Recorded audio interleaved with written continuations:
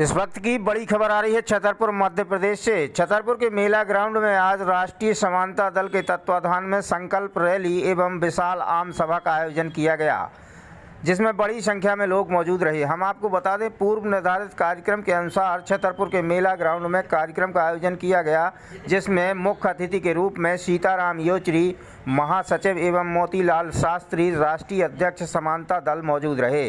कार्यक्रम की अध्यक्षता इंजीनियर महेश कुशवाहा प्रदेश अध्यक्ष राष्ट्रीय समानता दल द्वारा की गई। कार्यक्रम में उपस्थित वक्ताओं ने मध्य प्रदेश सरकार पर निशाना साधते हुए कहा कि मध्य प्रदेश के मुख्यमंत्री सिर्फ घोषणावीर मुख्यमंत्री हैं। इन्हें किसानों, बेरोजगारों की समस्याओं से कोई सरोकार नहीं।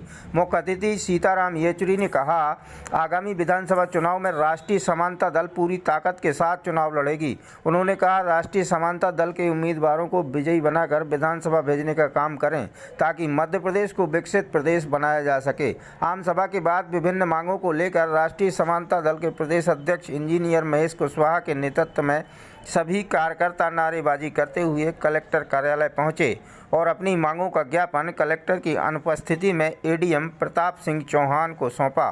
ज्ञापन सौंपने के दौरान कार्यकर्ताओं ने कलेक्टर संदीप जीआर को ज्ञापन देने की मांग करते हुए नारेबाजी की, लेकिन कलेक्टर संदीप जीआर भ्रमण पर होने के कारण नहीं आ सके।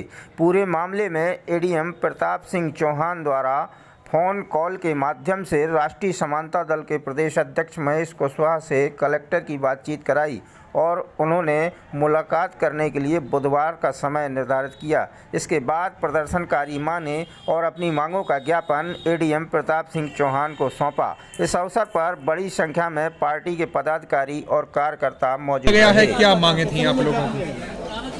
आज राष्ट्रीय समानता दल द्वारा किसानों की और आम जनमानस की जो मौलिक अधिकारों का जो हनन हो रहा है, और छतरपुर जिले की तो बड़ी दुर्भाग्य की बात है। मैं तो यहाँ के लोगों की छाती में ऐसा मानता हूँ कि इनके अंदर इतनी सहने की क्षमता है, इतनी अपार क्षमता है इनके पास कि आज पिछली सरकार ने शिवराज सिंह ने मेडिकल कॉलेज जैसी व्यवस्था के निर्माण के लिए और 2022 में चालू करने का वादा किया था और संघर्ष भी हुए हैं, लेकिन मेरी समझ में नहीं आता है। आप लोगों के माध्यम से यह तो अवगत नहीं कराया जा रहा है, लेकिन मुझे मालूम है कि अवगत भी कराया जाता है। इस क्षेत्र के न राष्ट्रीय समानता दल ने 3-4 बार इसकी आवाज़ उठाई है। आप देखिए, गरीब आदमी जिसके पास पैसा नहीं है, पैसा का अभाव के कारण सरकारी अस्पताल में जाता है। जिनके पास पैसा होता है तो प्राइवेट स्कूल में, कॉलेज में, उसमें चला जाता है, अस्पतालों में। लेकिन गरीब आदमी जो पीड़ित है, जिसे आवश्यकता है, पैसा के अभाव के कारण, सुविधा न होने के कारण आदमी, कई लोग, हजारों लोग मुझे लगता है छतरपुर जिले के जान गंवाना पड़ती है। इसलिए हम लोगों ने ऐसे संवेदनशील मुद्दे को लेकर के चंदला क्षेत्र में रोज और बनरोज, दूसरी नीलगाय और भी कई प्रकार के जानवर वहाँ इतने घूम रहे हैं कि यदि मुझे लगता है रात भर यदि किसान न जगे तो 1 घंटे के अंदर 10-10 बीघा की फसल चौपट हो जाती है। लेकिन यहाँ के क्षेत्र के विधायक भगवान मालिक कैसे हैं, कैसे आवाज़ उठाते हैं, और उठाते भी हैं तो सरकार का कान बंद हो गया है, आंखों से दिखाई नहीं दे रहा है, कोई एक्शन नहीं हो रहा है, कोई क्रिया नहीं हो रही है। तो और भी कई मुद्दे हैं। समान से एजुकेशन का, जब इस देश के अंदर एक वोट हो सकता है, एक नोट हो सकता है और एक जीएसटी हो सकती है, तो 1 नेशन 1 एजुकेशन भी होना चाहिए। ये गरीब लोगों के साथ, वो गरीब किसी भी बिरादरी का हो, कोई जात का हो, वो उसके साथ में अन्याय अत्याचार की बात है, जिसके कारण बेरोजगारी फैल रही है, घर में द्वेष फैल रहा है, भाईचारा खत्म हो रहा है। ये ऐसी जो मूलभूत मुद्दे हैं, इन सारे मुद्दों को लेकर के, कालाबाजारी को लेकर के, अभी हमारे तिवारी जी बता रहे थे, इसके पहले लड़े थे कलेक्टर साहब से कि 266 रुपए की बोरी है जो उसकी यूरिया की 500 रुपए की मिल रही है, डीएपी 1600 रुपए की है, 1350 रुपए की है, वो जाकर के 1800 और 2000 रुपए में मिल रही है। शासन कहता है पर्याप्त खाद है, किसानों को खाद नहीं मिलती है। इसका मतलब है कि सरकार खुद ही कालाबाजारी कर रही है।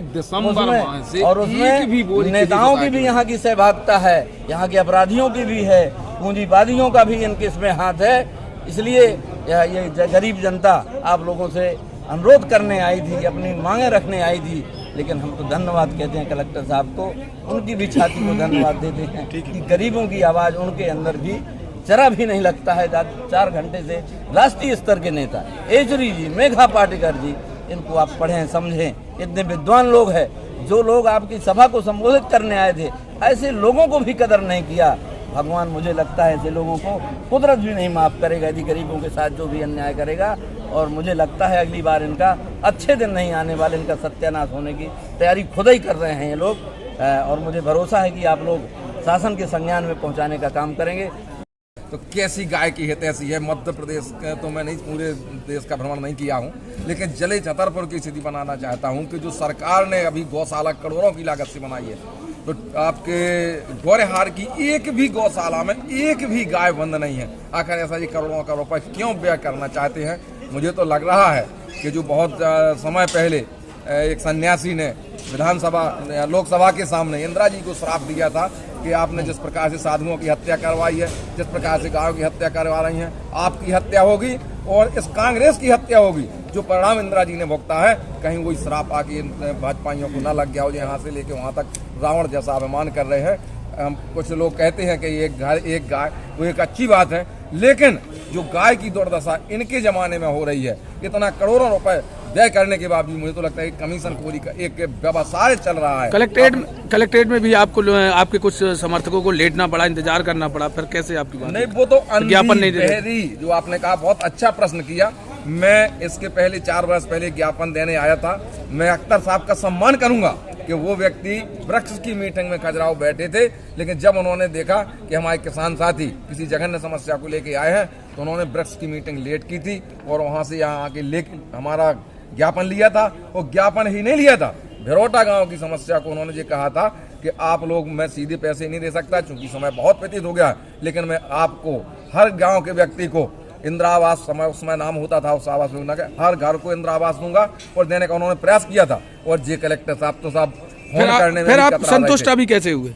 अब चूंकि उन्होंने हमारे जो और अधिकारी थे, उन्होंने कहा है हम आपकी बात कराते हैं और उसके बाद मीटिंग कराते हैं। तो चूंकि ये बात आपने हमसे बहुत अच्छी पूछी है, मैं अपने साथियों को आश्वस्त करना देना चाहता हूं कि उन्होंने बुधवार का हमें हमारे डेलीगेशन को मिलने का समय दिया है, और यदि वो बुधवार को हमसे नहीं मिलते हैं तो हमारा जिंदाबाद मुर्दाबाद का नारा चालू रहेगा, क्योंकि जिस हम संघर्ष के में विश्वास करते हैं। और राष्ट्रीय समानता दल वाले आज राष्ट्रीय समानता दल पार्टी द्वारा विभिन्न समस्या के संबंध में ज्ञापन दिया गया है। जो जिले स्तर की जो समस्या है वो जिले स्तर समाधान किया जाएगा, और जो शासन स्तर से तो शासन को भेज के निराकरण किया। वो काफ़ी देर नाराज रहे कलेक्टर साहब से बात करने के लिए, फिर कैसे मान? पहले से पता नहीं था, तो साहब रहते तो जरूर ज्ञापन लेते और बातचीत करके हमने ज्ञापन प्राप्त कर लिया। कलेक्टर साहब से बात करवाई थी क्या? हाँ, बात भी करा दी हमने और उनको संतुष्टि पड़ता ज्ञापन प्राप्त किया।